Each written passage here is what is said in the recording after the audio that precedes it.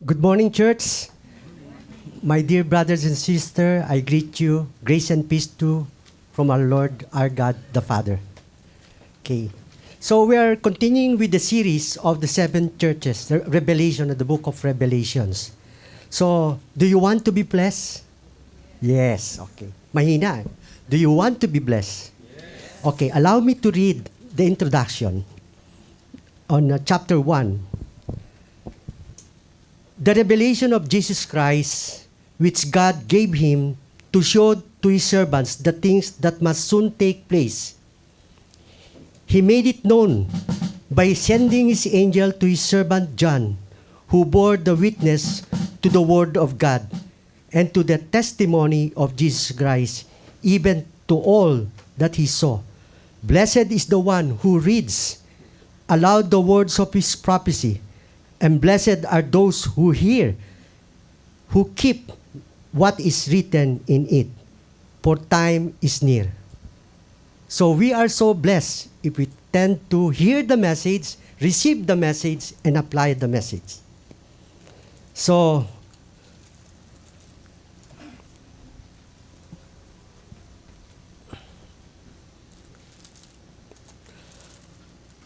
for the past Sundays, we have been talking about the seven churches. So 5 out of the 7 churches from the book of Revelation, we have studied the qualities of every church.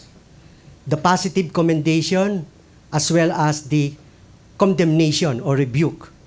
And also exhortation on what the things that the church should do or take action so that you will be an overcomer. So, here in the screen, we will review the passage, the previous messages. Here we can see its church with the corresponding description. But I selected this description here, no? Let's have a evaluation whether we have really understood the previous message that we had. So, when you say positive characteristic, it refers to commendation. If it is negative, it is a condemnation or rebuke. So, dalawa lang, no? Commendation or rebuke. Yun lang sasabihin nyo sa akin. When I ask you, like for example, Ephesus, loveless and has forsaken her first love. What is your answer? Is that a commendation or rebuke? Rebuke. Okay. So I want everybody to answer it, no? Smyrna, persecuted but faithful. Is that a commendation or rebuke? Commendation. Commendation. Very good. Pergamum, compromising and tolerant of sin. Commendation or rebuke? Rebuke. Okay. Thyatira, corrupt, immoral, and idolaters. Malakas siguro ito. Rebuke. Okay. And last is Sardis.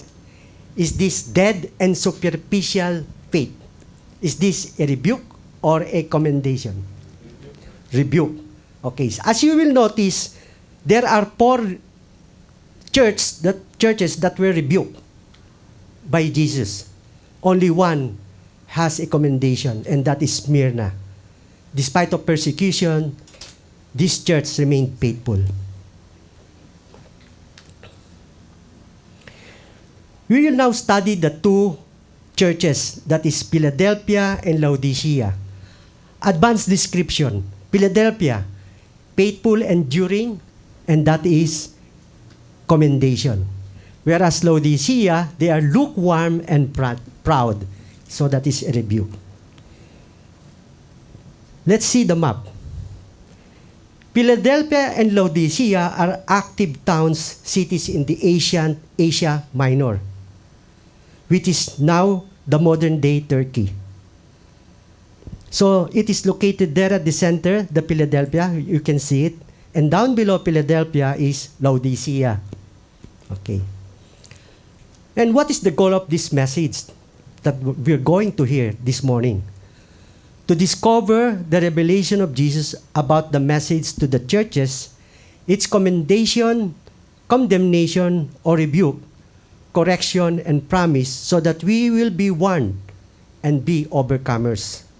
So I entitled the topic, The Faithful Church versus the Lukewarm Church. We'll find out whether you are lukewarm or faithful. So here, we will uncover what will be revealed by God to the Philadelphia Church and Laodicea Church for our personal conviction that will lead to repentance. I'll ask you a question. Are we faithful or lukewarm? As personal, as a whole. But this is more of the church that Christ had rebuked and commended. We will now understand the message of Jesus through the angels that were written down by John to the angel. This refers to the elders, no? To the different churches. Revelation chapter 3 verse 7-22 contains two distinct contrasting messages between Philadelphia Church, which is commended for its faithfulness, and the other, Laodicea Church, which is rebuked for being lukewarm with powerful spiritual lessons and teachings. Here are the messages. So what does the message of Jesus delivered by the angel to John concerning the Philadelphia Church? So here, the first one. Philadelphia Church is an open door, being faithful. And here, Jesus identifies himself as the Word. And to the angel of the church in Philadelphia, this is what is written. The words of the Holy One, the true One, who has the key of David, who opens, no one will shut. Who shuts, no one opens. The word of Jesus, it says in John chapter 1 verse 12 and 14, the Word became flesh. So in the beginning was the Word, and the Word was with God, and the Word was God. He was in the beginning with God, and the Word became flesh and dwelt among us. We have seen His glory, the glory as the one Son from the Father, full of grace and truth. Another description here of Jesus is 1 John 5:20. He is the Holy One and true One. And we know that the Son of God has come and has given us understanding so that we may know Him who is true. We are in Him who is true. In His Son, Jesus Christ, He is the true God and eternal life. So here, it also described that Jesus holds the key of David, which is the kingdom of God, which Jesus gave the authority to Peter. It says in Matthew chapter 16:19, I will give you the keys of the kingdom of heaven. Whatever you bind on earth shall be bound in heaven. Whatever you loose on earth shall be loosed in heaven. Christ is the sovereign authority who controls the entrance to the kingdom of God. He is the one holding the keys to death and hell. And the key is salvation and blessings. We really don't want to go to hell. I guess I really don't know if any one of you wants to be there. Just to give a description, burning furnace forever. Eh dito lang sa Manila, pag summer, ang init na eh. What more there, no? Nagtatago tayo sa air condition. But in the presence of God, we will always be with Him, enjoying the presence, eternity. Let's move on to the number 2 message of Jesus to the Philadelphia church. He commended them for being faithful believers. You can see here in verse 8 to 10. I know your works. Behold, I have set before you an open door, which no one is able to shut. I know that you have but little power, and yet you have kept my word and have not denied my name. Because you have kept my word about patience and endurance, what will happen? I will keep you from the hour of trial that is coming on the whole world to try those who dwell on earth. The open door is a picture that the kingdom of God is open to those who truly profess their faith and trust in Jesus. And they have an opportunity to change their life, to transform their life, to try to serve in the ministry of God, in the ministry of the church, I mean. And most importantly, you have the desire for spiritual growth. Jesus says, I have set before you an open door. No one can shut it. This reflects His sovereign authority to grant access to His kingdom and mission. Thus, Jesus commends the church for having a little strength and remaining faithful to His word, not denying His name. The church is faithful despite their weakness.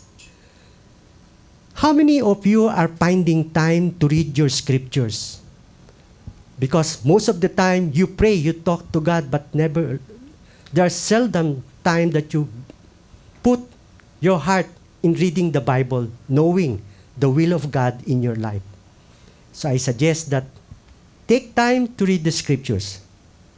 In this church, there's no condemnation has been said, unlike other churches. Philadelphia receives no rebuke. It is a model of perseverance and loyalty. Do you know that the name Philadelphia comes from the Greek word brotherly love? So, pangangalan nyo ang anak nyo ng Philadelphia. Philip. In application, we have to trust in Jesus Christ sovereignly, knowing that Jesus holds the ultimate authority over our life and destiny. When He opens a door for relationship with Jesus, He also wants us to serve in the ministry for our spiritual growth. Trust Him even when circumstances seems uncertain. Another way of applying the word is you have to keep His word. Meaning to say, digest the word. Namnamin nyo. Apply ninyo. Honor His name. And most importantly, persevere despite of many trials that comes our way. Let's now move on to the verse 9, which is about encouragement for the faithful. It says here, Behold, I will make those of the synagogue of Satan who say that they are Jews and are not, but lie. Behold, I will make them come and bow down before your feet, and they will learn that I have loved you. This refers to people who claim to be God's chosen or spiritually faithful, but their actions show otherwise. Their claim is outward, not from the heart. So they are lying about who they really are spiritually. God is saying, your enemies will see that I chose you, love you, and stand you. It is a promise of recognition and honor for those who will stay loyal to Him. And God promises to show His love for the true believers who make their enemies, who falsely claim to follow Him, recognize the truth and honor them. It is a message of spiritual vindication or justification, and most importantly, encouragement for the faithful. Let's move on to the fourth message. God promise of protection for those who are faithful, that He will keep you out from the hour of testing. It says there in verse 10, because you have kept my word about patient endurance, I will keep you from the hour of trial that is coming in the whole world, to try those who dwell on the earth. This means that God will protect faithful believers from a coming time of worldwide testing or trouble. Because you have kept my word, you stayed loyal and patient and persevere, I will keep you from the hour of trial. God promises to shield you from the future time of hardship meant to test the world. This refers to the 7-year tribulation period. Christ's earthly kingdom is consummated. The unleashing of the divine wrath in judgment expressed, which will be preached later on. The opening of the seals, the sound of the trumpet, and the bowls of judgment. And the latter half of 3.5 years is the so-called the Great Tribulation. That's why we have to endure with patience. Why? Because God said that if we do this, He will keep us from the hour of trial that is coming on the whole world. And what is the promise? To be kept out of tribulation. It says in 1 Thessalonians chapter 1, verse 10, and to wait for His Son from heaven, whom He raised from the dead, Jesus, who delivers us from the wrath to come. And what is the promise of God? In times of trial, hold fast to your faith, persevere. Our spiritual endurance is rewarded. God promises protection and vindication for those who patiently endure. It is a message of comfort and assurance for those who remain faithful. And the fifth message is Christ will come. You can see here in verse 11 to 12, these are the promises that God will write. I am coming soon. Hold fast what you have so that no one may seize your crown. The one who conquers, I will make him a pillar in the temple of my God. Never shall he go out of it. I will write on him the name of my God. That is symbolizing ownership. And the name of the city of my God, the New Jerusalem, symbolizing citizenship, which come down from my God out of heaven, and my own new name, which symbolizes our relationship with Him. We have to live with eternal perspective by holding fast with our faith, so that when Christ will come and the one who conquers, it is written in verse 12, I will make you a pillar in the temple of God, of my God. What does this mean? This means stability, permanence, and honor in God's presence. The next line which says, never shall he go out of it, means no more separation from God. Believers will forever dwell in the presence of God. Now there is no more separation from God. We have a divine identity and belonging. Now that we have our identity in Christ, we are now secured. We are not surviving. We are being shaped for eternal significance. That's why there are trials comes your way or challenges for you to be sanctified, for you to be pure in heart, for you to be able to really practice the things that are pure in heaven. So that when you go to heaven, medyo okay na, talagang wala. We are really pure in heart. So we have to live today in heaven in view. And the last message is an open invitation to hear the gospel of salvation. It says here in verse 13, he who has an ear, let him hear what the Spirit says to the churches. What does this mean? Pay attention to what God is telling us. We have to listen carefully, and by the prodding of the Holy Spirit, we have to respond. How? By sharing the gospel of salvation through faith and trust in Jesus Christ alone as your Lord and Savior. By doing this, we will be blessed and be an overcomer. The believers are encouraged to remain faithful, persevere, even if they feel weak, we can lift up one another in prayer. And that is the very reason why we have fellowship. Because in fellowship, we tend to love and express our good deeds with one another. In fellowship, we tend to pray for one another. Because you cannot live as a lone ranger. You have to have someone with you to really build up one another. Although there are many Bible characters who demonstrated faithfulness, let us see the lives of Daniel and John the Apostles on how they exemplified the kind of true faithfulness despite trials. I know you are familiar with the story of Daniel. So Daniel lived in Babylon, a pagan empire hostile to his faith. So how did he show his faithfulness?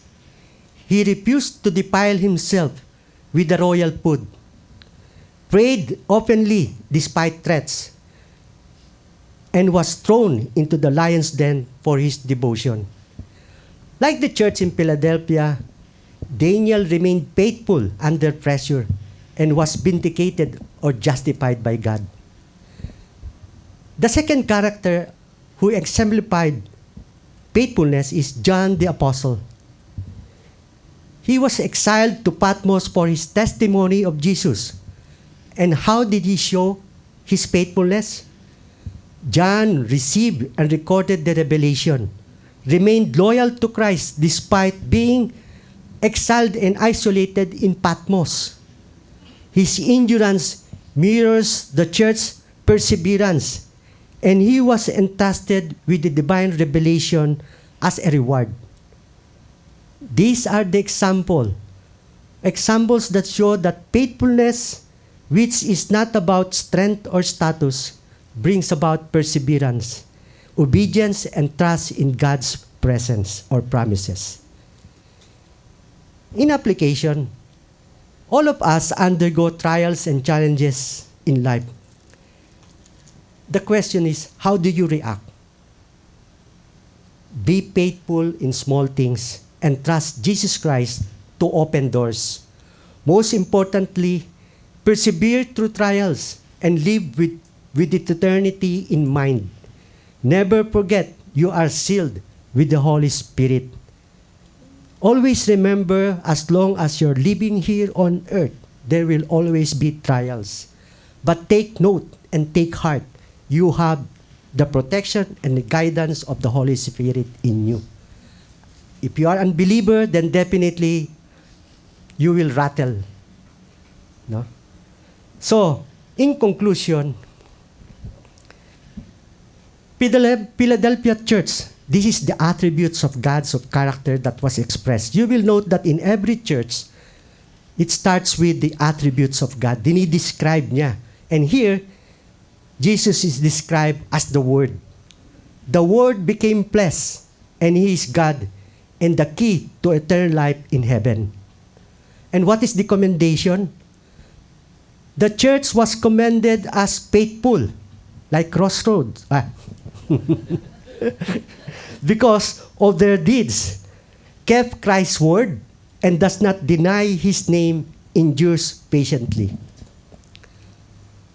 No rebuke was made by the Lord.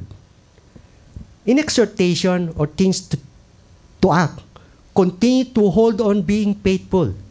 And what is the promise? The promise is, overcomers will be pillars in the temple. God's name, that means ownership. New Jerusalem, citizenship. Christ's new name will be written on them, and that is relationship with Him forever. Let's now move on. Now that we're done with the Philadelphia Church, let's move on to the opposite. The seventh church, that is, the pinaka-seventh is Laodicea Church. So, Laodicea Church, as you'll note in the previous screen that I've shown, is an Asian city which is now modern-day Denizli, Turkey.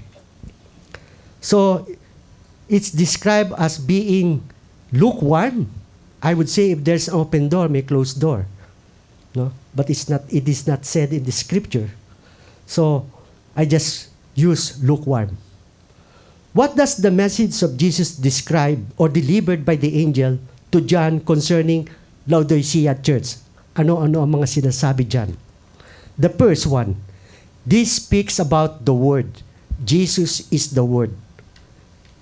The words of the Amen, the faithful, and the true witness, the beginning of God's creation. To describe the word Amen, this comes from the Hebrew word meaning certainty, truth, and so be it. Amen is the God of truth. That's why every time we pray, we use, in Jesus' name we pray. And everybody say, Amen. That means to say that you are affirming the prayers that you have uttered. In Isaiah chapter 65:16, which says, so that he who blesses himself in the land shall bless himself by the God of truth. And he who takes an oath in the land shall swear by the God of truth, because the former troubles are forgotten and are hidden from my eyes. So this describes Jesus' divine authority, reliability as creator, and role in the divine plan for eternity. Jesus emphasized that he is the final authority, the guarantor of God's promises, and the embodiment of the Holy Spirit, or the embodiment of the truth. Let's now go on to the second message. Lukewarm means lacking passion, usefulness, or true devotion. So parang peki lang. Verse 15 to 17, it says, I know your works, you are neither cold nor hot. Would that you were either cold or hot? So because you are lukewarm and neither hot nor cold, what will happen? I will spit you out of my mouth, Jesus said. For you say, ano sinabi? Because I am rich, I have prospered and need nothing, not realizing that you are wretched, pitiable, poor, blind, and naked. Lukewarm Christians may or may not be a true believer. They are in spiritual danger. When Jesus said, I will spit you out of my mouth, this is a strong warning of rejection. This only shows that they may be believers in name only. Pakitang tao lang. Head knowledge alone, but without trust, love, and transformation. Mabubuhay pa rin ang dating buhay niya ng kasamaan. In the heart, they do not have a personal relationship with God. They may know Him, but are drifting so far that they are at risk of being treated as outsiders unless they repent. Jesus calls them to repent. So wake up and renew your relationship with Him before it is too late. That's how God loves us, giving us an opportunity and time to repent and ask for forgiveness. This is a reminder that we have to reject lukewarm faith. You are neither hot nor cold. I will spit you out of my mouth. I just gave you a good illustration. I entered a coffee shop craving for a very hot brewed coffee. Very hot. Talagang intense ako.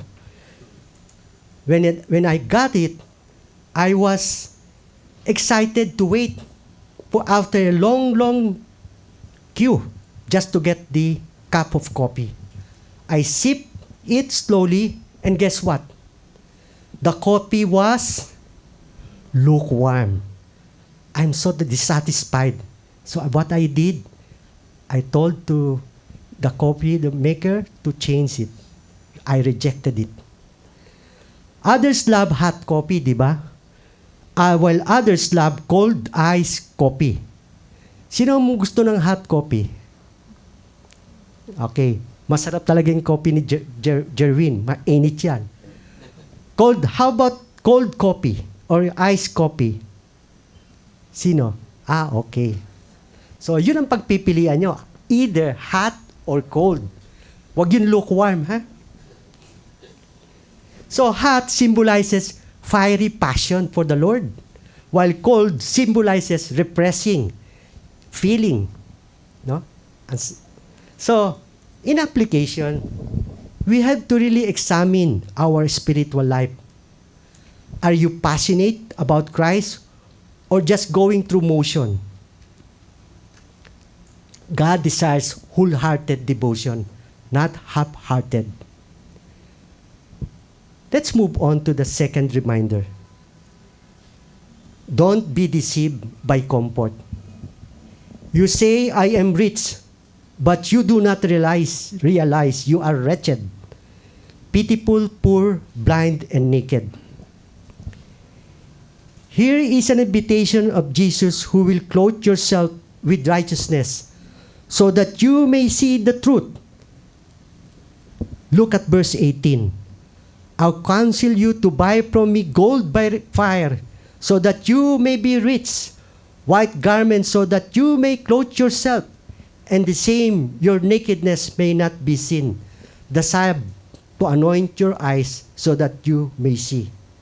So, bili tayo ng gold kay Jesus. Refined siya.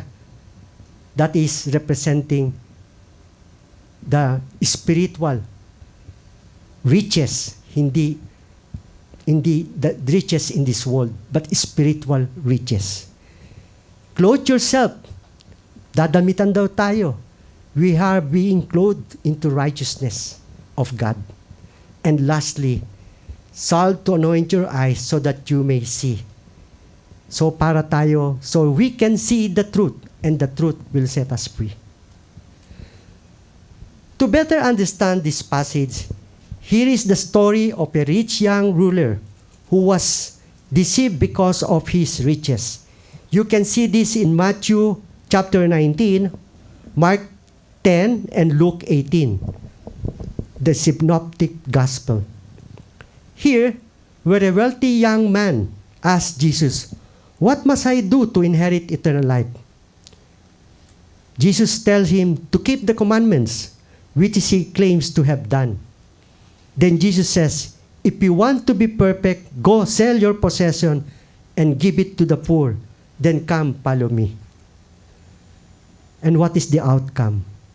The man walks away sad because he had great wealth. He is attached to the riches of his wealth and unwilling to surrender his life to Jesus. This is an example of a lukewarm heart.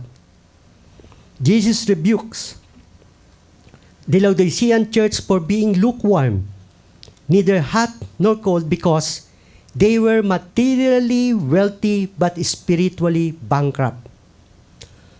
Laodicea was a well-respected financial center. They're engaged in banking. Ako, nanggaling din ako sa banking. I worked for almost 30 years. And many of us here also work in a bank. A thriving textile production industry specializing in the making of black wool, and had a leading medical school that produced a famous eye salve. And that's how Laodicea is really so rich. Their self-sufficiency blinded them to their true and need for Christ. In application, material success can blind us to spiritual poverty. Ask God to show your true condition. Depend on Him, not on your wealth, status, or self-sufficiency. Let's go to the third message. God disciplines. It says in verse 19, "Those whom I love, I reprove and discipline. So be zealous and repent." The Lord disciplines His own children, and He corrects and calls for repentance. God exhorted them to repent and be zealous. In 1 Corinthians chapter 11:32, it says, "But when we are judged by the Lord, we are disciplined, so that we may not be condemned along with the world." Likewise, in Proverbs 3:11-12, "My son, do not despise the Lord's discipline or be weary of his reproof. For the Lord reproves him whom he loves, as a father the son in whom he delights." Excuse me.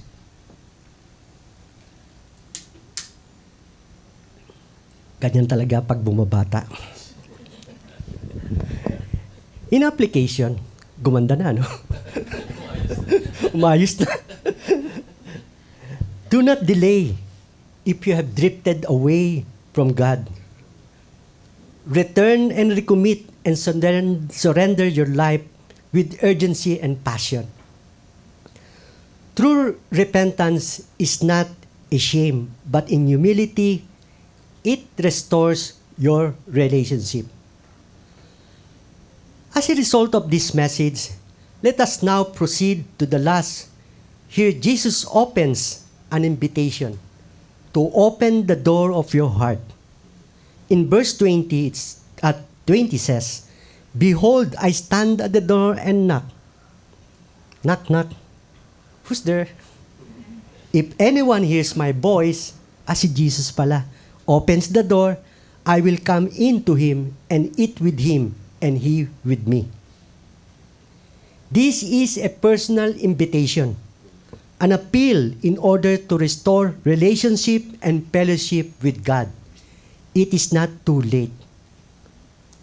We have to respond to Christ's open door invitation because he is standing there outside knocking at the door of your heart, and it is for you to respond, to open it. In application, Jesus wants to restore his relationship, his fellowship with you. Open your heart daily to his presence. Let the Holy Spirit guide your decision, heal your wounds, and renew your joy.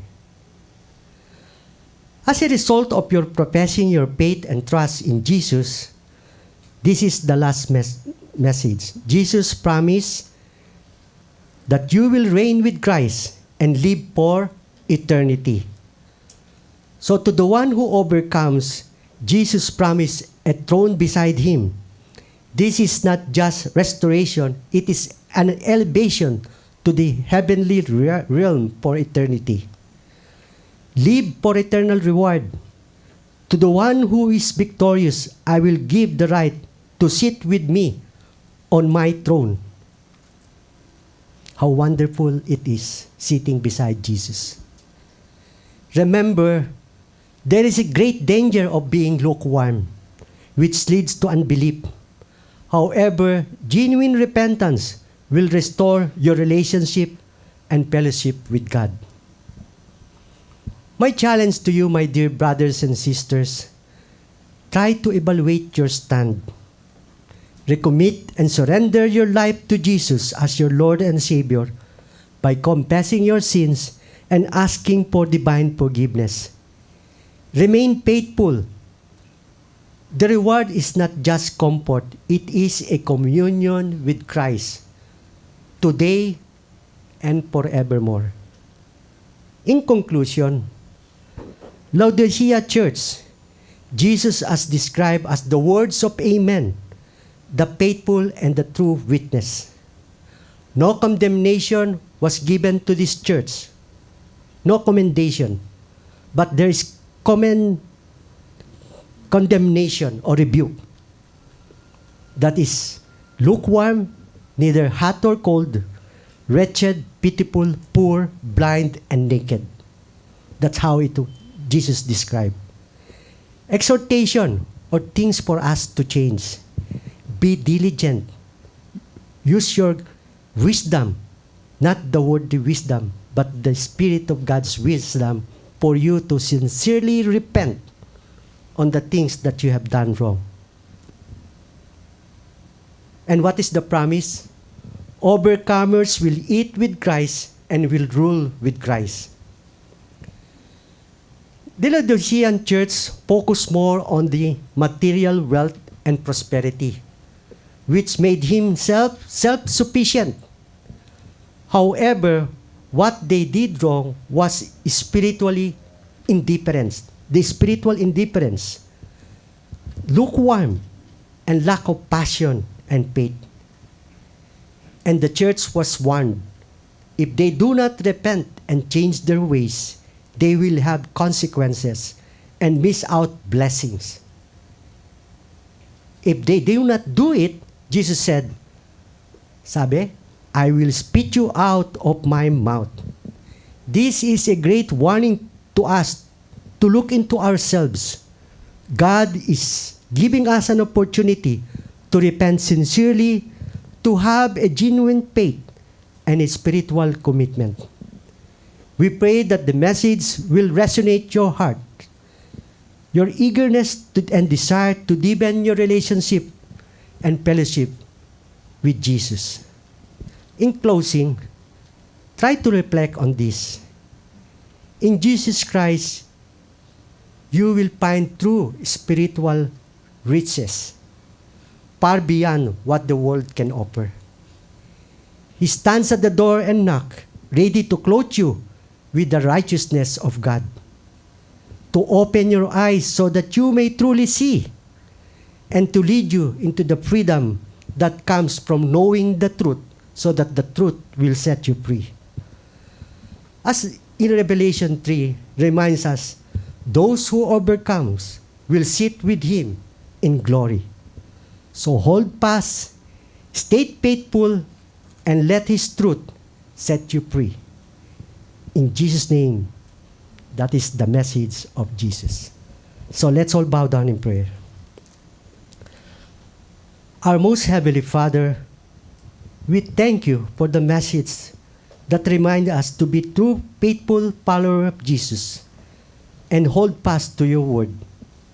Forgive us if we are lukewarm, self-centered, and blind in need of your grace. We confess our hearts and ask for your divine forgiveness. We bow before your authority and ask you to open doors of opportunity to those who do not have personal relationship with Jesus. Give them the grace to put their faith and trust in Jesus Christ alone and sincerely commit and surrender their lives to Jesus as their Lord and Savior. This is our prayer. In Jesus' name we pray. And God's people say, Amen and Amen.